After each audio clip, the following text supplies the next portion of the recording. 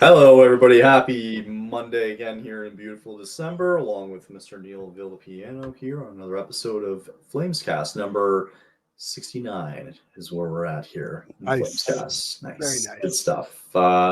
Yeah, hope everybody had a good weekend. Getting closer to the Christmas season, which is always exciting. Got our Christmas shopping all done.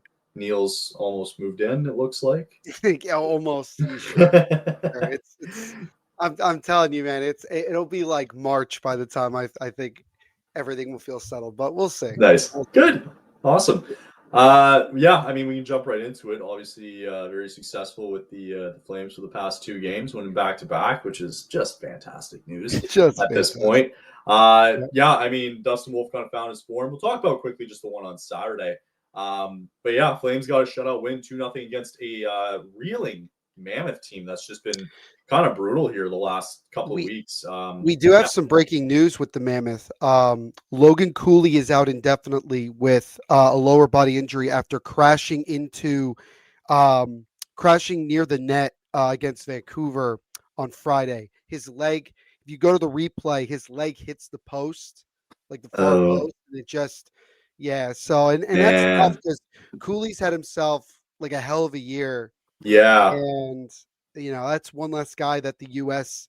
is going to be able to look to in terms of the And Olympics. also to like real quick touch on Clayton Keller as well too for his dad. I mean that's such a Yeah, it was a blow, man, and you feel it's awful. And awful. well, love what the Stars did last week though when they made him the first star. So That is yeah, great. it's tough to see that, but yeah, I mean not great right now for the Mammoth either. Just a bit of a slide on a team that was like kind of hoping to. I mean they had a great. I mean the funny thing is like as much as they've been reeling, they're still in a playoff spot, believe it or not.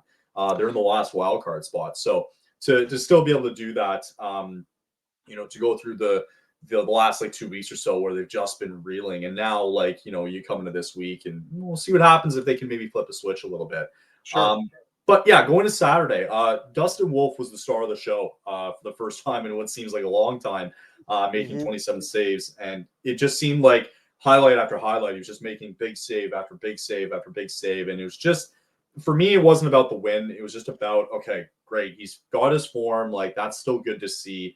I thought to me, like, on a night where on nights where wins and losses don't matter as much, it was just nice to see Wolf kind of play really well and back to his potential again. Yeah, he certainly needed it. You look at just obviously the way that the season has gone for him, not to the level that I'm sure he expected, nor certainly us expected. But I think when you look at the last couple of games that he's been in, you could start to see that he's found his groove more. And this was a great example of that. He was seeing everything. He just looked confident there. He wasn't over pursuing the puck. He wasn't making, he didn't have to go over and make some flashy kind of save. He really just stayed square to it. And I think that was important. And honestly, even giving up 28 shots from a defensive perspective is not that bad overall. It's average. Again, yeah, it is average. I mean, and the Flames had below average, but what do you expect? What do you expect Shocker. from a team that can't score very often? But no, nonetheless, you could just tell, like, you could tell how the team was playing. Like as the game went on, there was a more level of confidence because Wolf was playing so well, and now you're hoping that we're kind of in this weird position where both Cooley and Wolf are maybe at that pretty solid level, which begs the question, especially with the Flames being 6-2-1 in their last 9 games. No. I mean, like, have they found a groove that we did not expect like earlier in the year? Is it like I don't know. I don't know. I mean, they're still not scoring. I mean, that hasn't really changed. The Um, scary thing is that they're 5 points out of a playoff spot from Utah. so you're telling me there's a chance? No, I'm just kidding. That's horrifying Well, to see. if this was last year, Kyle, we could both agree with this. This was last year, we'd be so much further away from the playoffs Oh right now. God, of course, of Like course. The way the season's 100%. gone and the amount of parity going on in the league, absolutely. At some point, Um, I think it's going to stop, I would imagine. But that's normally how it goes, right? Like, yeah, the one team I think that's kind of held its consistency and given credit is the Anaheim Ducks. big They've been time. really really good, big time. We'll see as the season goes on a little bit here. Edmonton's starting to kind of find their stride a little bit. You look at the Eastern Conference, it's starting to take form a little bit. A So little bit. you're starting to see it. There Yeah. is that surprise team of like, oh, the Ducks being there. Everything else is kind of like shaping into form. I think the Jets, who are kind of out right now, I think they'll find their way back in once they get Hellebuck back. But anyway, this is besides the point. Sharon Govich getting on the board was great. That was his fourth of the year. Zari getting a goal too. Like, that was nice to see as well. I know it was late in the game. It was 1-0 for the majority of it. Also, 16 seconds into the game is when Sharon Govich scored. I thought that was hilarious. Winning 64% of their face-off, or I guess 64.9. 65% of their face-off draws were successful. So much better from a center perspective as well. It means that Backlund, Kadri, and Frost had a good night. So it's good to see. Not a lot of it was probably a boring game as well too, but Wolf didn't make it seem that way just because he made save after save, and it was just big save after big save, and he's the one that really kept this to a 2-0 game. So credit to Wolf, and I thought he was sensational on Saturday night. Yeah, and I think overall it's just, I get it. Like, we're in this position of like, if we're gonna suck, we're gonna suck. But I think also it's still important to have some good performances, especially from your core guys, right? So seeing, Dustin Wolf look like Dustin Wolf in this game. Sharon Govich, I would argue that maybe Sharon Govich is slowly starting to find a little bit more consistency. It's still not where it needs to be, but nonetheless. Morgan Frost, I feel like recently has been a lot better. One of the things that's interesting, I did see this today. Morgan Frost has actually had a ton of success, like from I hate to use this term, analytic perspective, 5-on-5. Right. And you look at how bad Buffalo is 5-on-5. It wouldn't surprise me if he found the back of the net tonight. I'm just saying. It wouldn't surprise me. Interesting. Yeah, because they do host Buffalo tonight. That'll be barn burner in that one. Will it be similar to the last time these two teams played? Who knows? God, I hope not. I hope not. Well, sounds like JP's not playing, so it's true. It sounds like Wolf's going to be getting another start though tonight. He is the probable starter. Yep, probable starter tonight for the Flames. So that'll be good.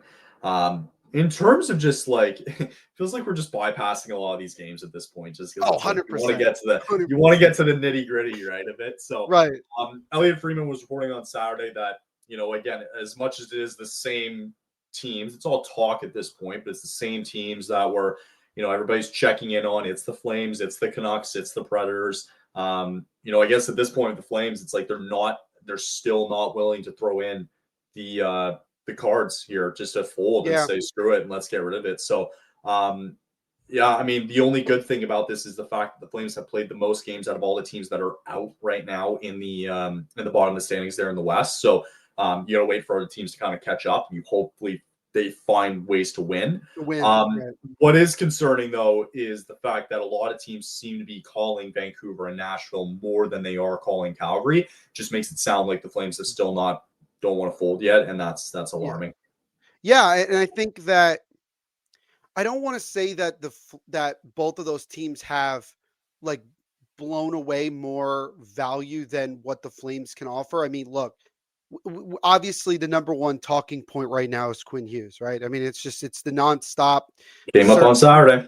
Circus of that, and it'll be interesting. I think for New Jersey, it'll be interesting on Sunday when the Canucks are in New Jersey.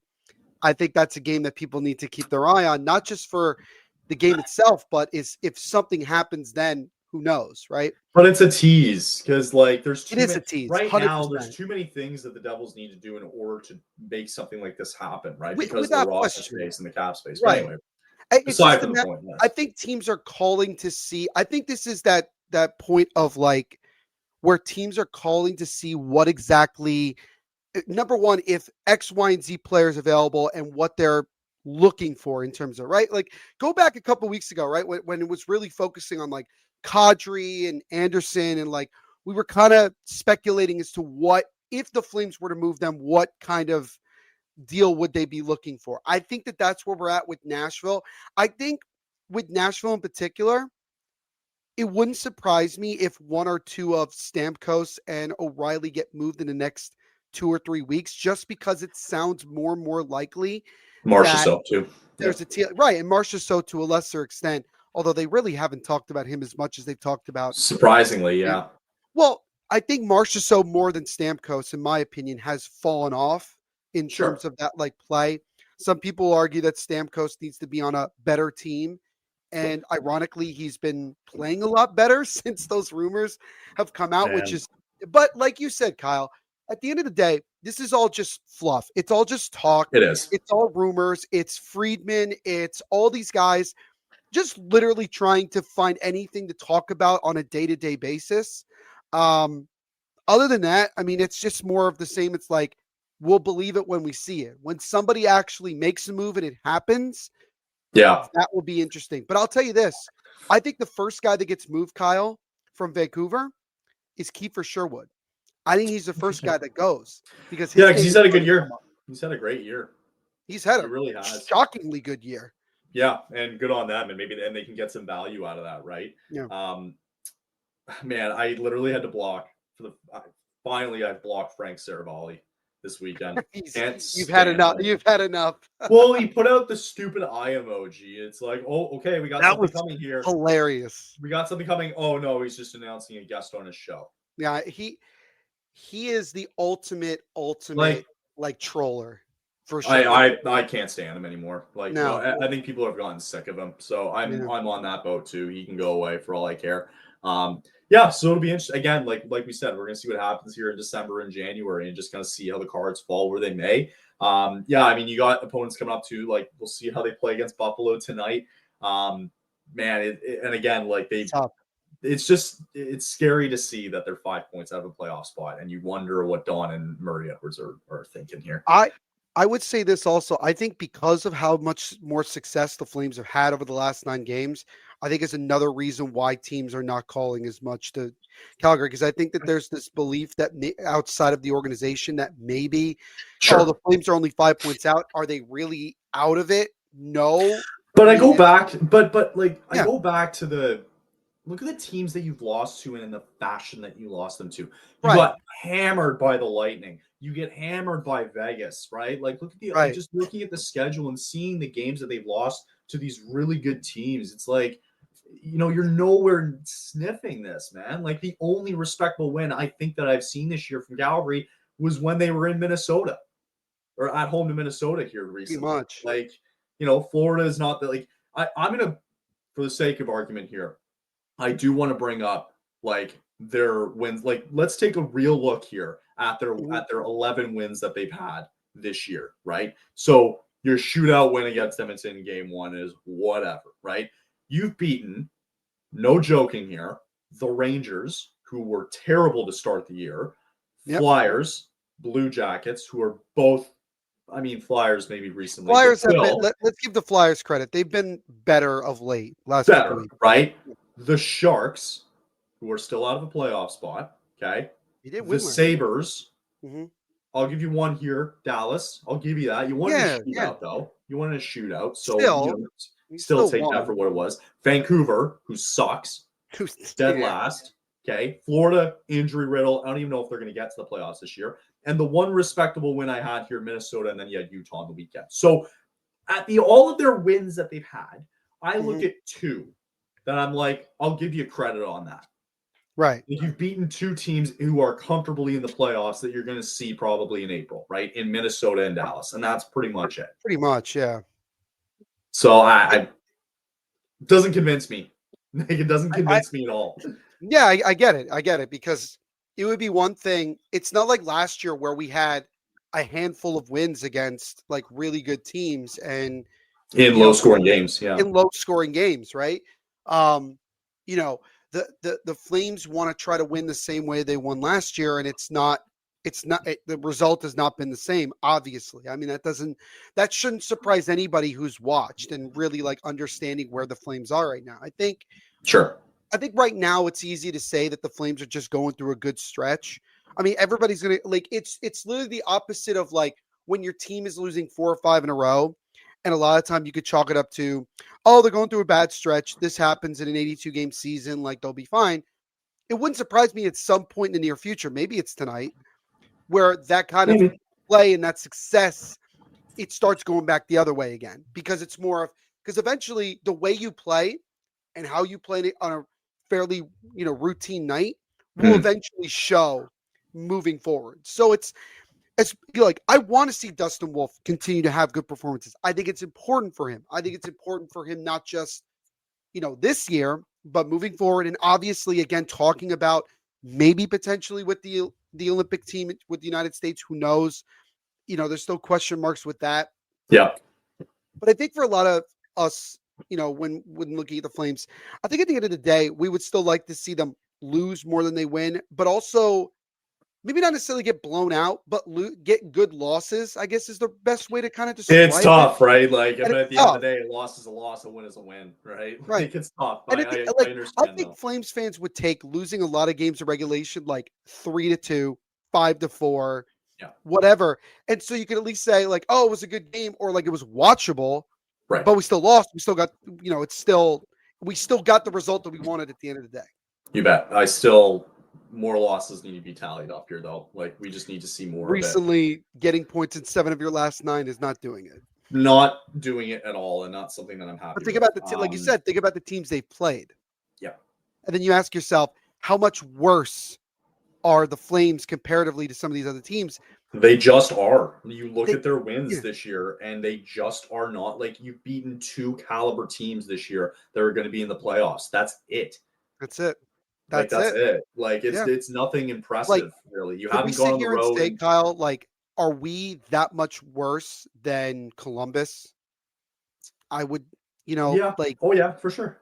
Yeah, I mean, it's like. Absolutely. Yeah.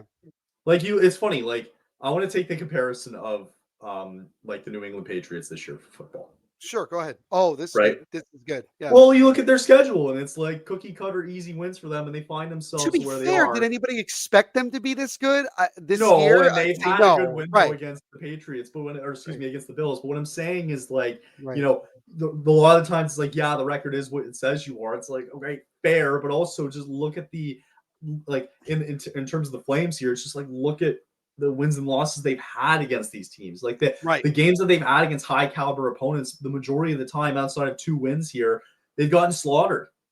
So exactly. And it's like, how do they win? And you got to look at it like, how are they losing game? Like, when they lose, what does it look like? When they win, what does it look like? Like, you just, like, don't miscalculate here. You just lost last Tuesday to Nashville. You were down 5-0. Yeah, that was right. That you was were down bad. 5-0. You lost 5-1, but you were down 5-0. Like, just look at the games that they lost. Like, 5-2 to Chicago. You got shut out in Minnesota. You lost to St. Louis, right? Who's already down there bad. Like, you've lost to Nashville twice already this year. Lost to the Leafs, lost to the Senators, the Habs, the Jets twice, slapped by the Golden Knights. If you look at it in a span of 2 games, it's been 10-3. You got slapped by the Golden Knights, right? Lost 5-1 to Vancouver, right? Like, lost 4. You haven't beaten the Blues this year. You lost again to the Blues. So it's just like it piled up, and I just like, again, we're coming up here on a schedule. So you look at this week. Tonight you got Buffalo. You got to face Detroit, who's been good. They're in a playoff spot. Give them a lot of credit. Finally, LA, who's in a playoff spot. You go on the road. You go to San Jose. That's not going to be easy. At home to Seattle. Just looking at a couple of games ahead here, and then you look at this stretch here. This 5-game stretch where you have Vegas, you got the Oilers twice, you got the Bruins, and then the Flyers. And they've been playing well recently. So, and that's to end the year. So anyway, like we're getting to the point where it's almost the Olympic break, and I'm scared that they're 5 points behind, and they're looking at this going, yeah, we're still in it. Oh, 100%. I mean, everyone in that locker room, to a man, is definitely thinking. I mean, look. Yeah. We say this all the time. To be fair to the players and coaches, they're not deliberately going out there trying to lose games. No, and it's not on them at all. It's on management to make the goddamn move. It's never on the players. Right. It's more of the coaches and players can only control what they can control, right? And that's going out there and playing and doing whatever they can to win the game. Because ultimately, let's put it this way. Players are not thinking about long-term what they want or what they expect this team to be, or what everything. They're thinking about the now because they're trying to prove themselves now for contract reasons, for performance reasons, this and the other thing. You bet. Well, at the end of the day, these players are going to go out there and do the best that they possibly can to win as many games as possible. Yeah. They want to go out and try to win literally the rest of the games this year. Like, that's not, And that's regardless of how good or bad you are. That's just a fact, right? So Yeah. That's it's why, like, Mhm. now it's like I'm looking to sell. Like, how long are we going here with Anderson? Right? Like, we're getting to a point where his value's starting to get up again. It's like, great. Like, now let's fucking pull the trigger here. Like, so anyway, it's, I think for a lot of Flames fans, it's just they're getting impatient, and also just like, when can we start making these moves? Because we don't care anymore. Like, we got to start getting some assets back here. We got to start seeing this, especially with exactly. a stacked draft coming up here. You got to see Yeah. something from it. So I anyway, yeah, I go would ahead. I would argue to say that like maybe I don't want to go too far ahead in the calendar, but I start to wonder about if the management is going to wait until maybe after World Juniors to kind of make that kind of decision, which I feel like with I say this wholeheartedly, Kyle. I feel like with the Olympics, I think that's a big reason why so many teams are just not doing anything right now because Mm, I think that they don't want to do too much before we get to the Olympic break because then who knows what could happen to X, Y, and Z player or team by the time the Olympic break is over. So I think the Flames are just part of that. I'm not trying to defend Maloney sure. or anybody. I'm just saying that It's we're almost like hearing all these somebody in the rumors right league. now, right? Yeah. That doesn't mean that something's going to happen. Most likely, nothing's going to happen. It's almost like a team's like scared to pull the trigger. Oh Who's yeah, gonna be the first person to pull that trigger, right? 100%, And let the 100%. domino And maybe effect it's fall. Vancouver. Maybe it is Vancouver. Maybe everybody's waiting for It'll, Vancouver to I make a move. guarantee you, Vancouver or Nashville is gonna make the first move. One of them. Yeah, I can't see Calgary doing it because No, Calgary I became more kind of the of second tier option, I think, for a lot of teams over the I last kind couple of weeks. understand though, because, and this is the only thing I'm defending them for, is I guess they want to see where the market's at when Vancouver and Nashville sell like a Stamkos, or Sherwood or something like that. Like, you want to Sure. see what the market's going to be at when they go, and you go, okay, now let's Yeah. start seeing. We're going to get a clearer picture of what we're going to get back here. And the one thing I'll say is this: if I'll just say this, if Quinn Hughes gets moved this year, if he does Mm. at some point, right? Off season, maybe, yeah. Right. Or I mean, again, it just depends. Like, I'll just use it as an example. Let's say, for all intents and purposes, Quinn Hughes gets moved in the next month or whatever, Mhm. right? Do not be surprised if a lot of teams then start calling Calgary again for Anderson, Yeah, because I think a lot of teams who might be looking for defensive help are not necessarily looking to try to acquire Quinn Hughes. I think they want to see where it goes and see if sure. actually something happens. And then once that happens, If then it happens, obviously yes. Anderson is the next domino to fall. That's the way I look at Yeah, I for Anderson though, for me, I know I just said it with the like wanting to set the market though. I want to set it with Anderson. it. You know what I mean? I want to be the one to set the market with Anderson, Sure, right? Because that way, like, I feel like if I know that if there's somebody out there who's around his value out there that gets dealt, that's not going to be good for us, because then I think his value depreciates due to that. So for sure. I, Yeah, I would like to see him set the market for defensemen and then let the dominoes fall where they may, right. right? But I So think as long yeah, as they're like 5 points out of a playoff spot, it just doesn't feel like that there's any reason. You would have like it takes a certain kind of person to still like see beyond what the present moment is to then you bet. say like, look, we're not there yet. And that's where again it comes down to the question with Craig Conroy, how much control does Craig really have to make moves?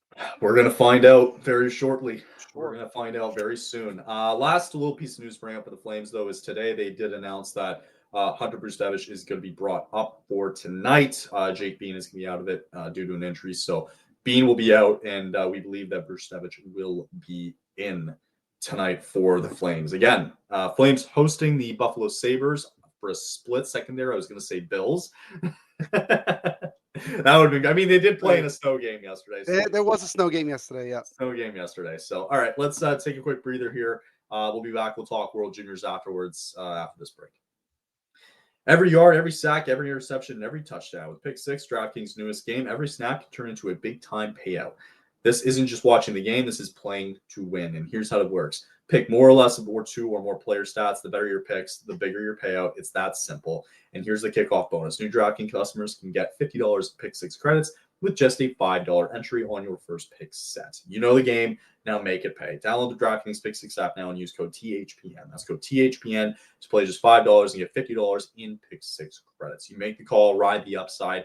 It's in partnership with DraftKings Pick 6. The crown is yours.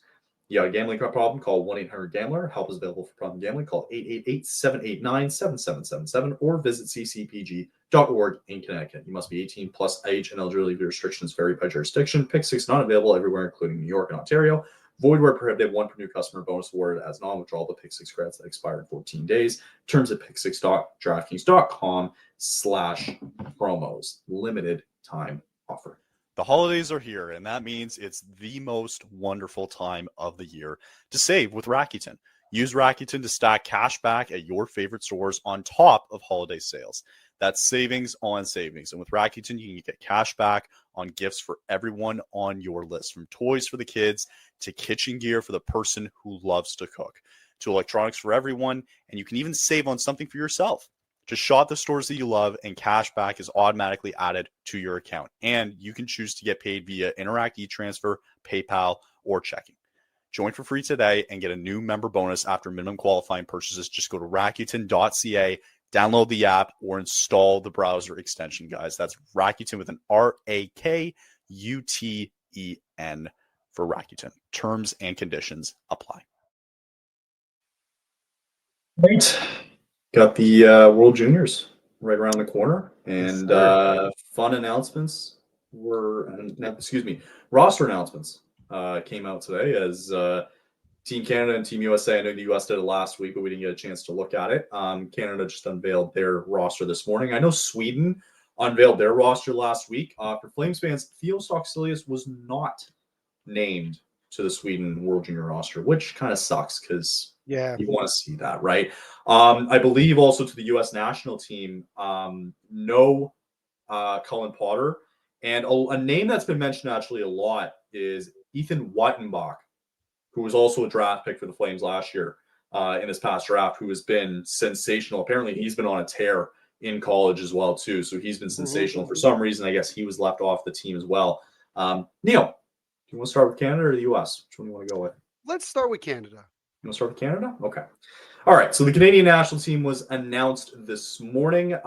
For Flames fans, it's good to know that, yes, Zane Parekh was announced to the team. So let's take a look at the rest of the roster here, looking at their forwards. Number one consensus draft pick, possibly coming up in the draft this year, Gavin McKenna. Brady Martin, who was picked high last year. Michael Misa, who was second overall last year. Tij Ginla, Carter Bear, Cole Beaudin, Cole Reshny.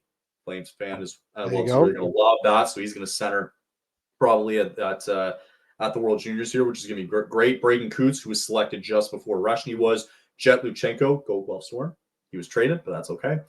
Jake O'Brien, Caleb Denore, also another draft pick from last year. Liam Greentree, Porter Martone, high draft pick from last year. Sam O'Reilly from I believe he's now in Tampa Bay. They traded him for Isaac Howard. Michael Haig to round out the forwards. Defensively, Cameron Reed, who's going to be probably a top 5 draft pick. He plays for the Sault Ste. Marie Greyhounds right now on defense.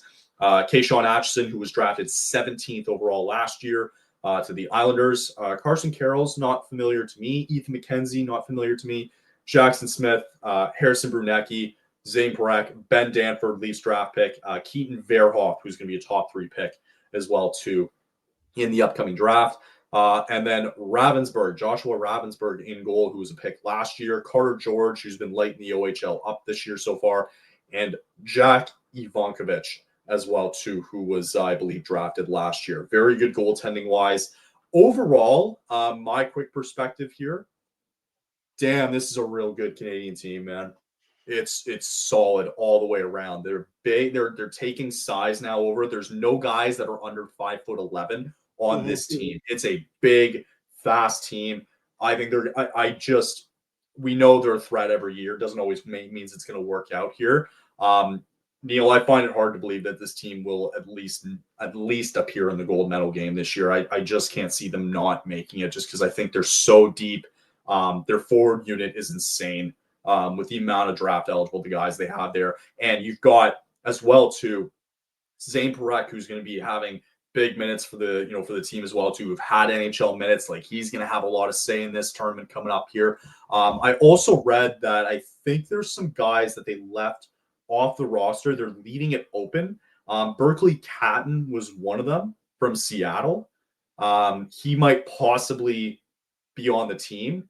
That was one. I know there was another two. I'm just quickly looking at it here. Actually, Catton might not make it, but overall, it's still. Oh, Sam Dickinson was the other guy I was going to mention. Sam Dickinson, who was 11th in last year's draft, in the draft with Celebrini. My mistake. He was picked 11th, and they're also leaving a spot open just in case they decide to loan him back because he's currently out there playing in San Jose. And then we'll just kind of see how it goes from there. So, yeah. What are your thoughts? Team Canada's roster here. I think this is one of the more balanced teams we've seen Canada throw out there for the World Juniors in a few years now. I think that one of the big criticisms that a lot of Canadian fans have, at least that I've read and I've seen, is that, again, you mentioned about a lot of undersized kids, not a lot of, I guess beef would be maybe the best word to use, but like you mentioned, they go a lot bigger. Definitely still a ton of skill with guys like Michael Misa, Iginla, Coots, obviously Gavin McKenna. I mean, this is one of the more talented teams. The back end, I think, is very strong. And like you mentioned, even with a guy like Zane Parekh, you have NHL experience, which is huge, I think, for this team. And this is one of the deeper goaltending trios I've seen Canada have too, in terms of just their overall production. Yeah. I would imagine that Carter George is going to end up being the starter. Right. That's my guess. Yeah. But that's the funny thing, Kyle. I think any of these three guys could take the reins right away. I agree. Yeah. I think what you're going to see, at least in the early going, is Canada's going to throw out each guy for maybe at least a game just to see what the vibe is, what the flow is, and then go from there. But I would imagine that Carter George, at least right now, I would say is probably the guy that I'm expecting. But Sam O'Reilly, I really, really like his game overall. I think he's a tremendous kind of two-way player. Cole Rushney, as we know, obviously with Flames. I think it's great that the Flames have more than one guy on this team, because I think just having multiple guys that are very likely going to end up, playing together, especially in the NHL, I think is huge. I'm really interested to see how Michael Misa plays in this tournament, because he's been getting a lot of hype with the Sharks, not just obviously with the Barracuda, but also obviously with the short time he's been in the NHL. They really like him. San Jose really likes him and looks at him as a guy that could be another top tier forward for that young Sharks team that's starting to really find their groove right now offensively, which just, it's just a huge assortment of riches for them. But yeah, it's a really, really dangerous Canadian team that, if they can put it together, there's no reason that they can't go to the gold medal game and ultimately even win it. I think just looking at past teams, I think this has been the most dangerous team in quite a while, I would argue, probably since their last gold medal run. It's been a really tough time for the Canadians in the last couple of years. But yeah, this is a really dangerous team. The one thing I'm hoping for, just Flames perspective here, I'm kind of hoping that Rushney doesn't get buried down on the third or the fourth line. I'd like to see him play second line minutes. We know, Gavin McKenna is going to be first line center, no question about it. 1,000%.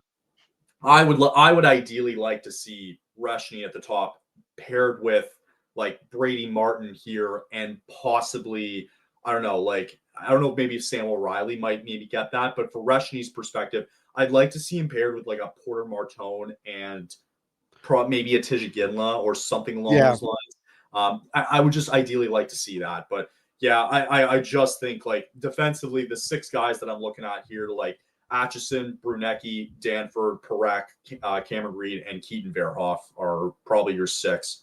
It's a really dangerous team. Now, is that going to translate? We're going to find out, because you have to mesh, right? It's just big names. Because it's a quick tournament. I mean, you're not going to have that much time to practice.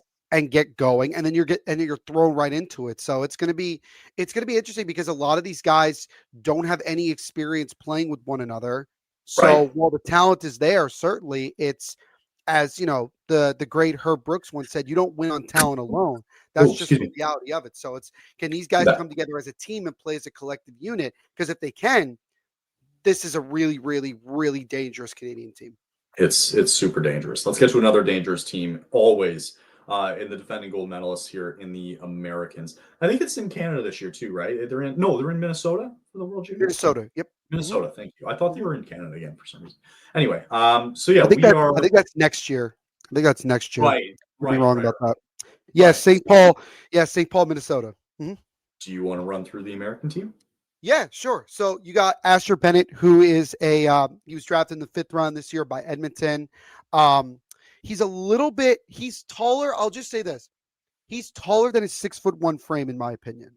Now, Sure. great, the skates give you a little bit more height, but nonetheless. Then you got Camille Bednarik, plays at Boston University. There's a lot of college kids in this one, which is great. Henry Bushevich, is Really he good related? blood. I'm trying to remember. He's not related to the Flameswood, or is that his?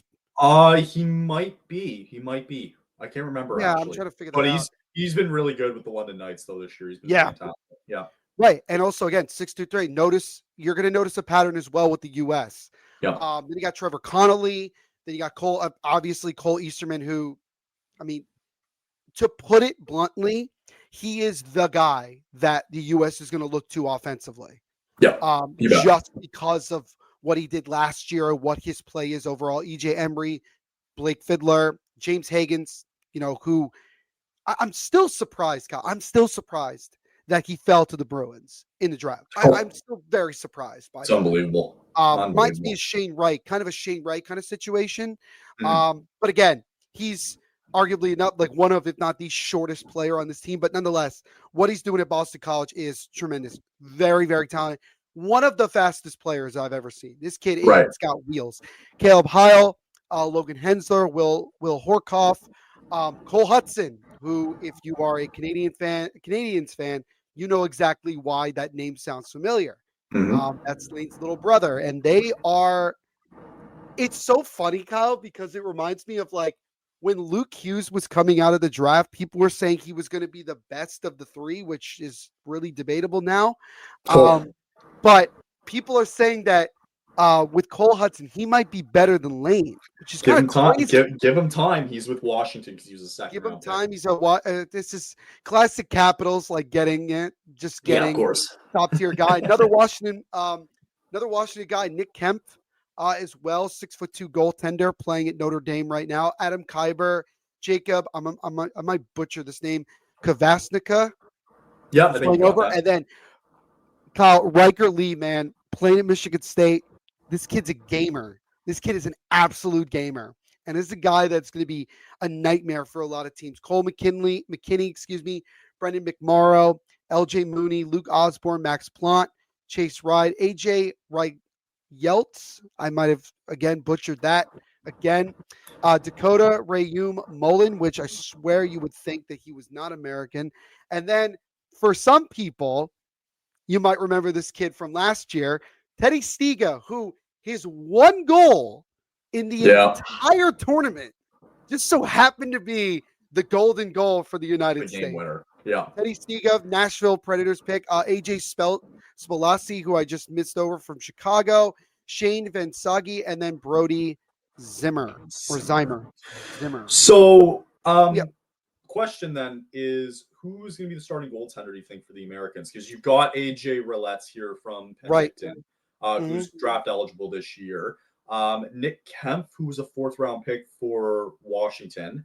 And then you also have Caleb Heil, who plays for Madison in the USHL. He was a 7th round pick. So my concern a little bit is like, just for the US, because I think like, I don't think with a lot of people are realizing is that a lot of the college kids that are coming into the fold here on Team USA, like just because they don't get a lot of eyes on them, for screen time here, doesn't mean they can't, necessarily do anything here. I just think that they're, some of the bigger guys who will probably lead this team, like the Eisermans, the Hagans of the world, Logan Hensler on the back end, goaltending wise, like where do you stand on that? Goaltending is the biggest question mark. Anybody will tell you that because of just what the U.S. has had the last couple of years, and then going into this year, it's much more of an unknown. It's much more of an unknown, and I think what you're going to end up seeing is it's an open job right now. I don't think that there's anybody that stands out right now. It's more of just got to see how it all goes.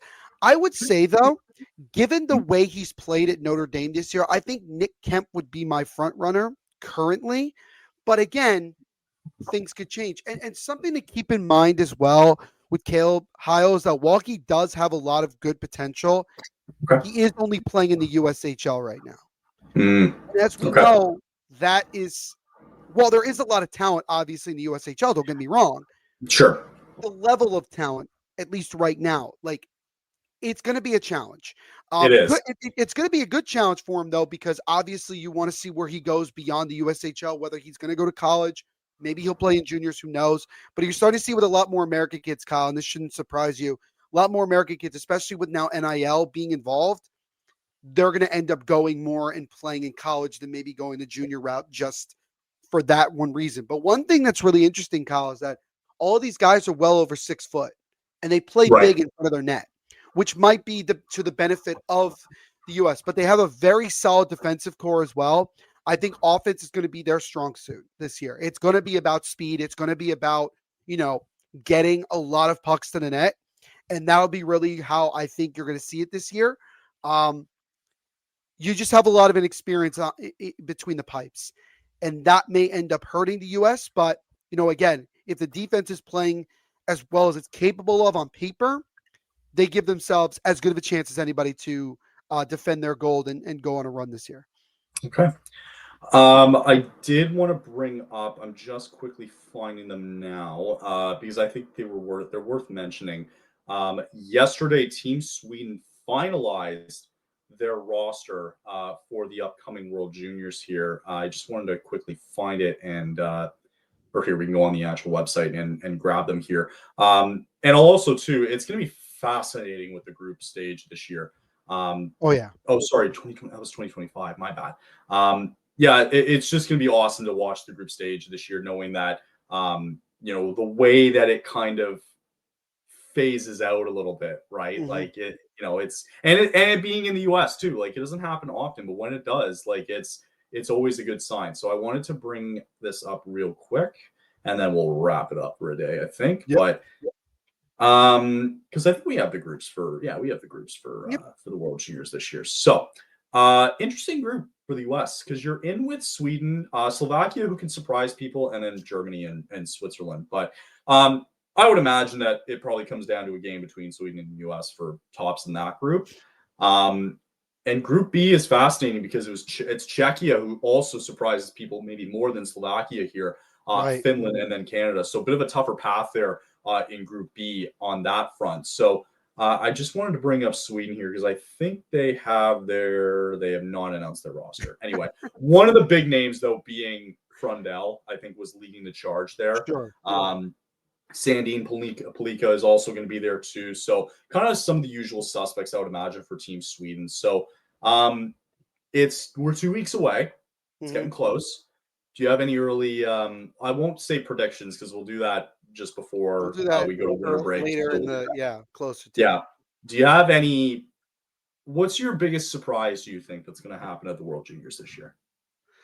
I think the biggest surprise is going to be Slovakia because of how much that country has grown over time with their overall program. You're seeing more guys in the NHL, and they've been able to compete a lot more at these higher levels, whether it's at the World Juniors, whether it's World Championships this past year. I think that they're going to end up being a lot harder to beat than people are expecting them to. I don't doubt that, again, that group is going to come down, at least from the top, it's going to come down to between USA and Sweden. But I think that Slovakia is a very close third in that. And I think that they're going to surprise some people. I think so too. I agree. The other thing I'll say that I wonder to myself is with Finland, they had a strong tournament last year. I wonder if they're going to have a step back. Maybe not as Look at maybe not Latvia as last year. successful as they Look were what happened to last year. Latvia. Yeah, exactly. Yeah. And Latvia beat Latvia's Canada always last year. right. And Latvia has routinely found a way to have that one major upset in these tournaments. It's always, and Yep. it could be Canada if they're not careful. It could be, it's. I can't see it. I wasn't surprised last year when Canada lost. I just think the group that they assembled was kind of trash, to be honest. It didn't look that good. The way that I look at the roster this year, this is like a revamp. Like, okay, this seems really promising. And it's got to be a redemption arc for them because of how they played last year. They're pissed. They are pissed. 100%. So I think I'll put it this way. I don't think we're going to see as many like blowouts as we've seen in years past. I think some of these smaller countries, Czechia to a lesser extent, Denmark, Latvia, Slovakia, you're starting to see them get better. You're starting to see more talent coming through the ranks. And with guys from that country having the success that they do in the NHL, that is motivating a lot more of these kids to play hockey, develop in hockey, and ultimately play on these levels. And that's the way I look at it. Like, think about Denmark, even last year in the World Championships, right? I mean, they surprised a lot of people. True. And that's so, right. We'll see how they are in the World Juniors because it's a completely different kind of situation. But overall, I think we're in for a fun tournament, honestly. I think we're in for a lot of good games. Couldn't agree more. Actually, yeah, so next week, we'll get our predictions in because we have one more episode, and then I'm not going to be here on the 22nd of December. I will be traveling that day. Well, the day before, but also my parents' Wi-Fi sucks down there, so I can never rely on them with good Wi-Fi. And also it's Christmas break for the week, so we'll give it a rest for that week. On the 29th, I will also be live for one of the World Junior Games. I believe it's on that night, so I'll be there for that, and we'll also get an episode out, I'm sure, right before the end of the year. So one more before 1 week break, and then we'll rock and roll. World Juniors, and then literally a month later, it's the Olympics. We're getting a lot of internet. A lot of big things coming up. They're going to do the World Championships this year, right? They're going to do that. Yeah, I think we're getting a lot of international hockey this year. A lot, just great. Keep it up. We love to see it. All right, good stuff. Yeah, good to have you again, Neil, as always. And we'll be back one more episode next week, everybody, and then we'll be on break for the Christmas week, and then we'll be back after that. So have a great week, everyone, and we'll chat to you again next Monday. Later, guys. If you like the show, please take a moment to rate, review, and subscribe. It really does help the show to grow. Thank you for listening.